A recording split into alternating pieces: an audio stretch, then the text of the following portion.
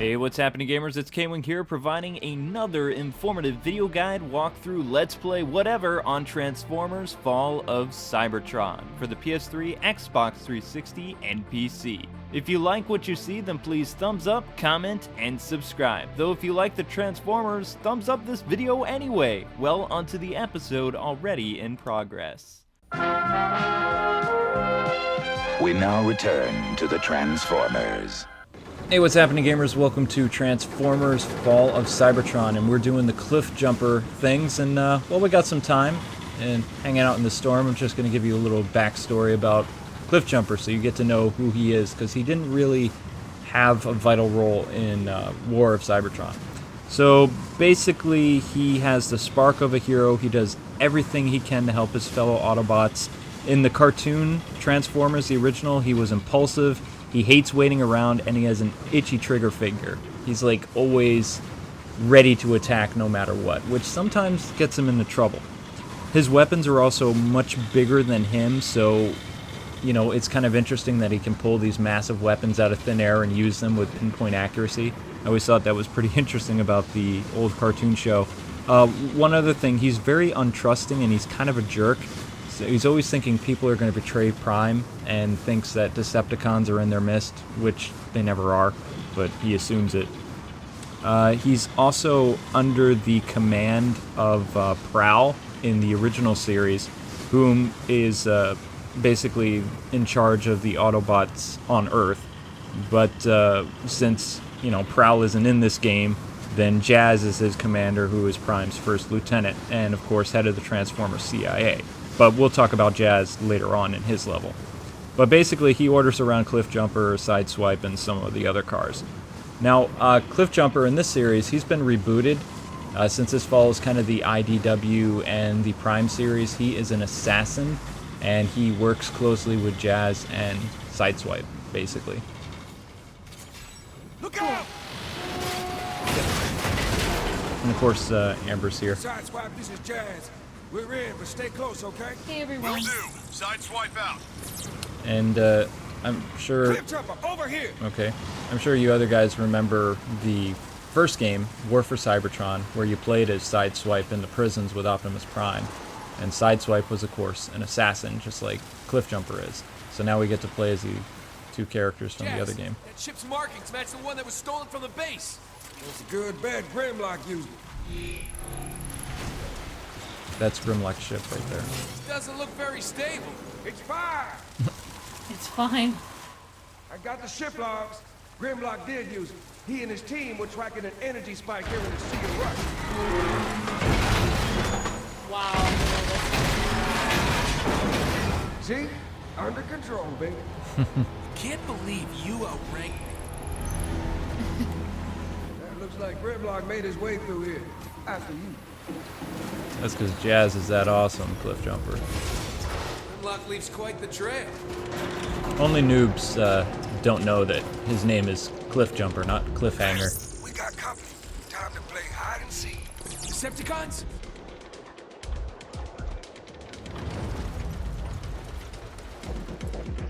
So, since you all know he's an assassin, he has the stealth ability, which is kind of like the ninja ability from Transformers Animated that Prowl used. Sweep the area. We don't want any visitors like before. Yes, sir. Oh, cool. Keep it down until we find out why they're here. Take him out. All quietly. Take them out all quiet like.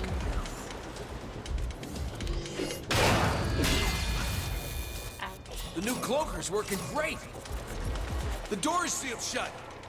I see an access tunnel behind all that junk.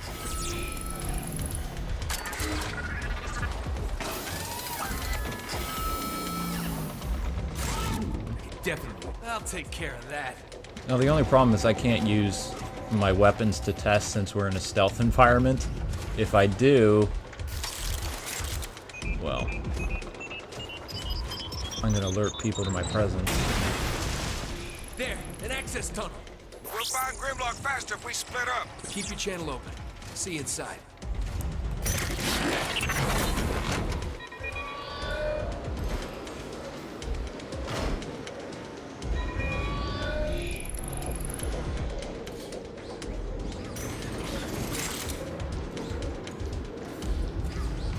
sneaking up a lot and taking out a lot of people.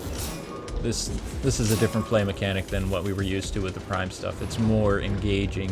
It's more fun, actually. Very Arkham City-ish. Batman. Yes! So you know I'm all for that. So now I have an excuse to kind of sneak around. Tons of levers in this game.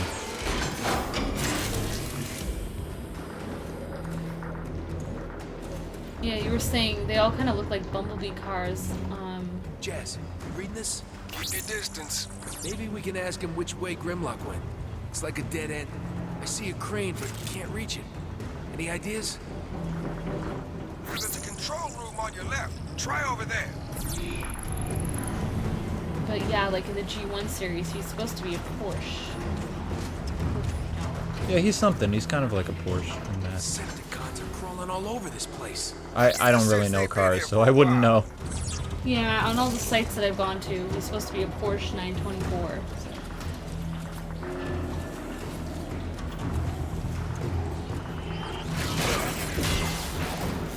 So. Jazz, some of this tech looks pretty recent.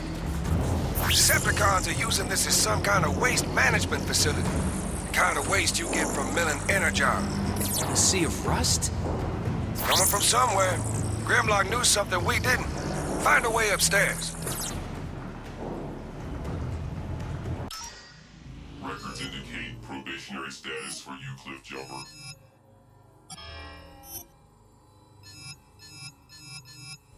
Why not? We haven't used this yet. The throwback laser. Good luck, soldier. You hear that? Very cool. Classic. I'm curious to see if Cliffjumper is going to have his weapon from the G1. No. Which is that one that makes everything shatter, like glass. No, he doesn't have that in this. That would have been pretty cool to put in there, but I know they're not going. Most of the Transformers don't have their own signature weapons in this at all. Sadness. In fact, there's really no additional moves whatsoever. You just pick up different weapons that everybody can use. Which is, it's a little annoying, but... Except Metroplex's weapon was being awesome and huge. Yes, but we're done with Metroplex, unfortunately. Cliff, picking up a lot of Decepticons just ahead. I'll deal with them. Just find a way for me to reach that control room. Very interesting to note that Cliffjumper's nickname is hardly ever used, but it's CJ. Bet you didn't know that. Get your ride on that trash compactor. That's pretty cool. I like that. Well, it makes sense. Cliffjumper, CJ. What do we got in here?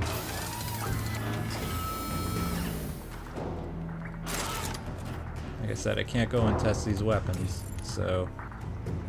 But I think that's it.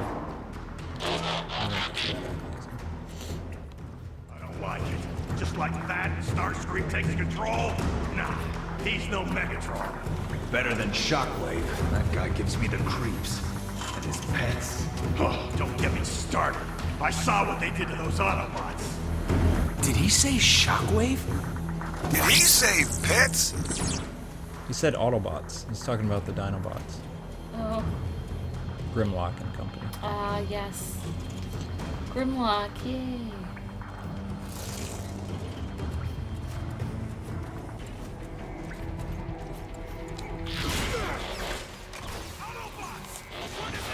That's so cool. I was about to ask you the same question. Threat level elevate.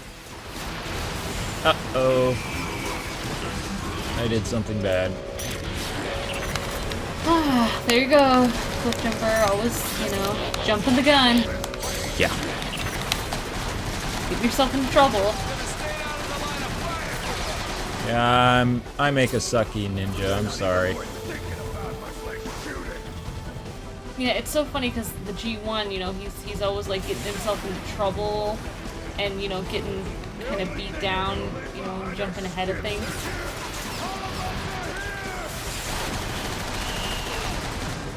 Yeah, well. Whereas in this storyline, I'm supposed to sneaking around. I know. yeah, it's like totally opposite, where he's really awesome at sneaking around, so takes his time. Oh, I didn't know totally they did the that. opposite of jumping ahead. Oh, the gun's actually Oh. good. I love the noise it makes. Whoa. It's like blasting them in slow motion.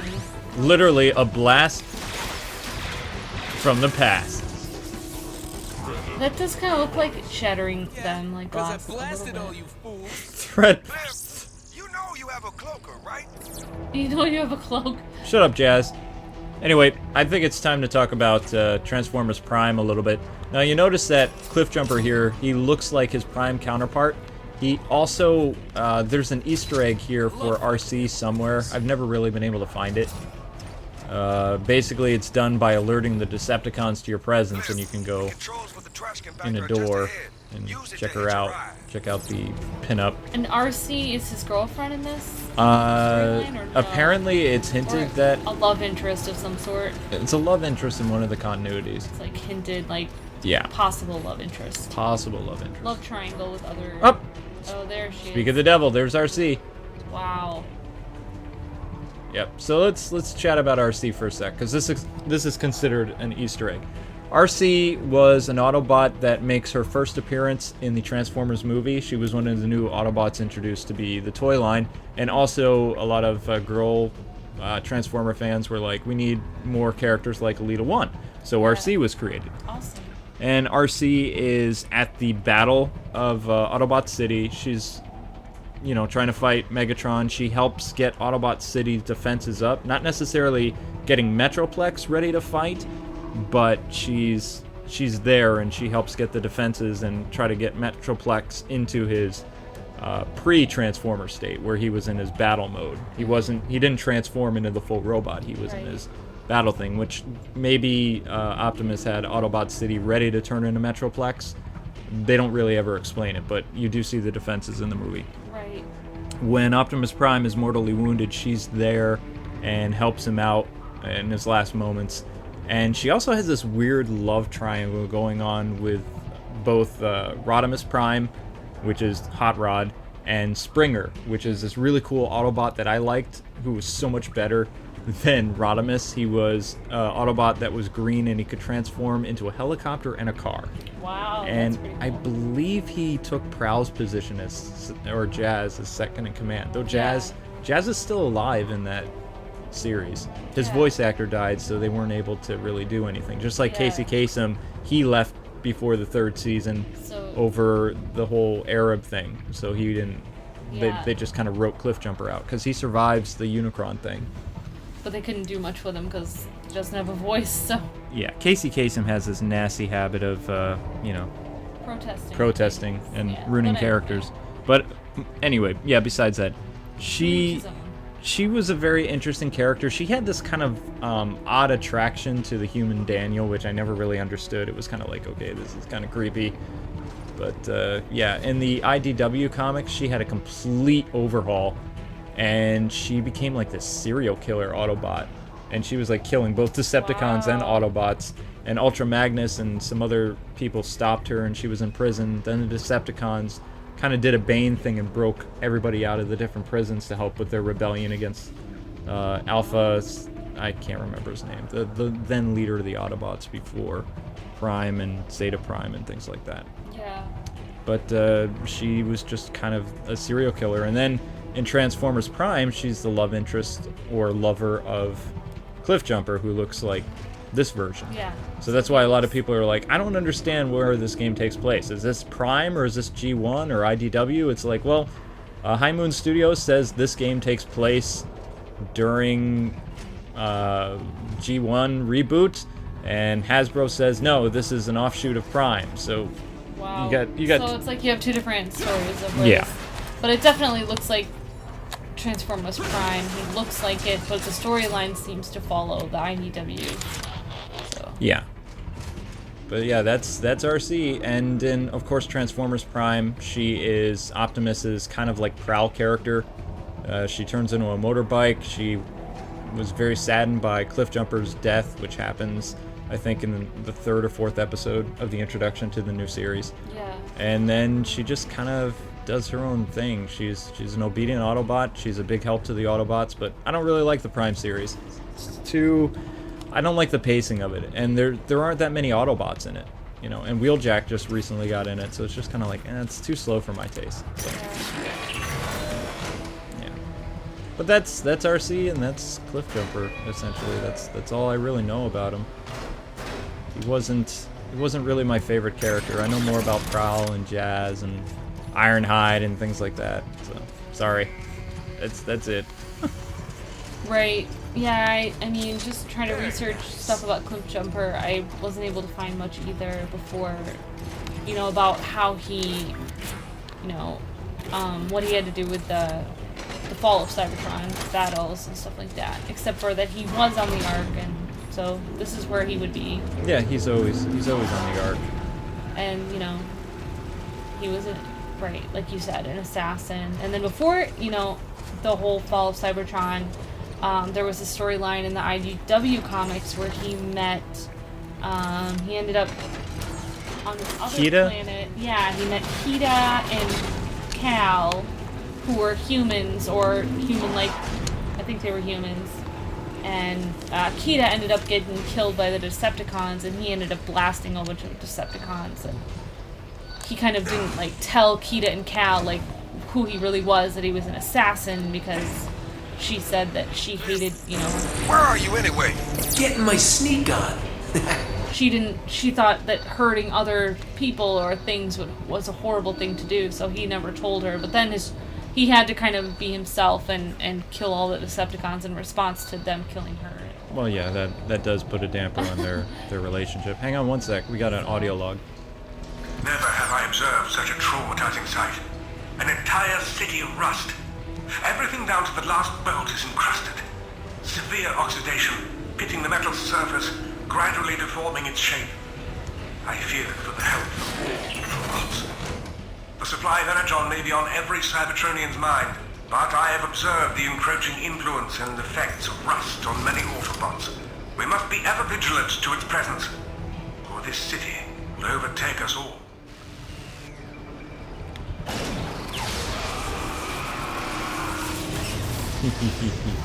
Yeah, I like the slingshot. As you were saying, though, hon? Oh no, that was all I had to say about that. You know, but with the G1 series, you know, he, like you were saying before, he definitely jumps the gun. You know, Optimus, when they, you know, landed and, you know, on Earth, Optimus asked him and some other Autobots to go scout, and he ended up actually attacking the Decepticons. And, you know, he's attacked so many times, like, without thinking. He attacked, you know, Megatron. Megatron kind of, like, you know, batted him away, and the same with, you know, Starscream. Well, he's a very small Autobot. Yeah, but he just, like, goes for it. But then, like you were saying, he doesn't like traitors. In fact, some people think... position that crane to get across. That thing looks pretty rusty, Cliff. Don't make a scene. Some people think he might, hate traitors more than he hates Decepticons. But he did accuse Mirage of being a traitor before, and then they found out that, no, Mirage was not a traitor, and then he felt so bad. But it is nice that he feels bad after he makes mistakes, which is nice. It shows he has compassion. Exactly. He definitely has a heart, you know. See? Yeah, that wasn't loud at all. That wasn't loud at all. Cliff, I you love got Jazz. company. Wonder what tipped him off. You're not helping. But it's kind of cool that they put his character in. Each Autobot has their own personality, and, you know, just having a character like Cliffjumper really shows how different the personalities of the different Autobots are, and how they work together, you know? So, it's pretty cool, I think.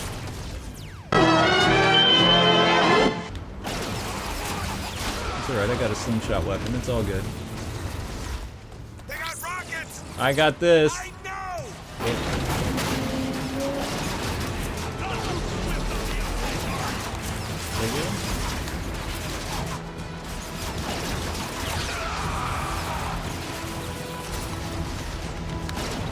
It's so hard to duck behind things. Worthy of Grimlock himself. What do you mean loud if unnecessary? Whatever, we won. It's not over. How'd you win? Oh, crap. Oh no! Tell me I win. Is that it? I survived? Wow. That was luck. We're entering what looks to be some kind of ancient tomb. You're all out of my visual range. Signal weak from the storm. Keep me posted till I can catch up. Oh, I do have... I don't like how everybody has swords, though. I like that Optimus had an axe. Yeah. Yeah, except for in this game they took it out of. And they also made... It seems like the melee combat is just kind of rusty. It's not really all that great. Yeah. I thought it's kind of weird, like you just push... What the? You know, the R down and it's melee. It's like, interesting. So there's no separate melee moves. Just one move, melee. This is gonna be bad. Oh, do your stealth thing. Can you put your stealth on?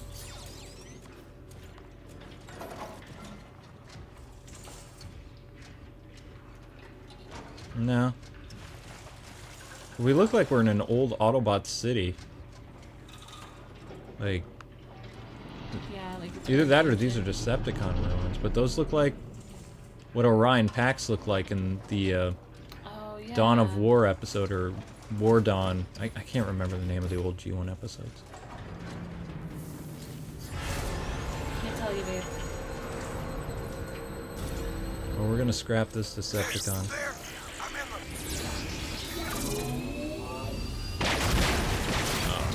Blast.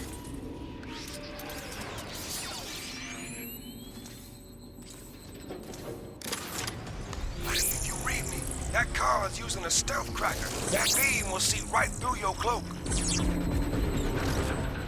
makes my job pretty hard. Or does it?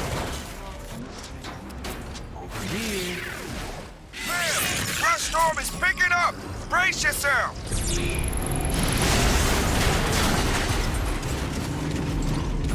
Jazz, you all right? Boy, be glad you're inside. This rust isn't doing my gears any favors. I hear more Decepticons. Time to go dark. And with that, gamers, we're going to have to conclude this episode. Join us next time for another Cliffjumper episode as we continue our stealth, I guess you would say, mission into the heart of the Decepticon. I don't know. Till next time, gamers, God bless, happy gaming, thanks so much for watching, and we'll catch you tomorrow with more. Alright. See ya. It's in the